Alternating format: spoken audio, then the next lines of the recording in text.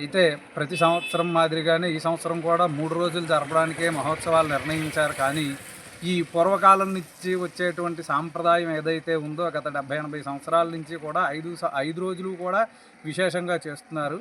కానీ కాస్త ఈసారి నుంచి కూడా దాతలు, భక్తులు, చందాదారులు అందరూ సహకరించి కమిటీ వారికి ఒకసారి వాళ్ళ అభిప్రాయాలను తెలిపి మరలా పూర్వ సాంప్రదాయం ప్రకారంగా 5 రోజులు జరిపేందుకు కాస్త మీ వంతుగా కృషి చేయాలని చెప్పేసి మీడియా ముఖంగా కోరుకుంటున్నాను.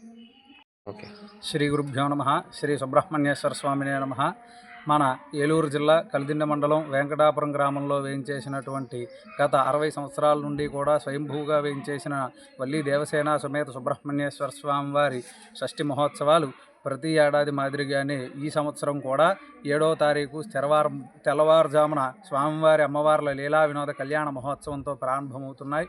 ప్రతి సంవత్సరం మాదిరిగానే ఈ సంవత్సరం కూడా 3 రోజులు త్రయాణిక దీక్షగా ఈ షష్ఠి కళ్యాణ మహోత్సవాలు జరపడానికి కమిటీ వారు నిర్ణయించారు. కానీ పూర్వం అంటే కరోనా ముందు వరకు అంటే 2020వ సంవత్సరం ముందు వరకు కూడా స్వామివారి ఉత్సవాలు అంగరంగ వైభవంగా కోలాటాలతోనూ, నాటకాలతోనూ, ఏకపాత్రాభినయాలతోనూ విశేషంగా 5 రోజులు జరుగుతూ ఉండేవి.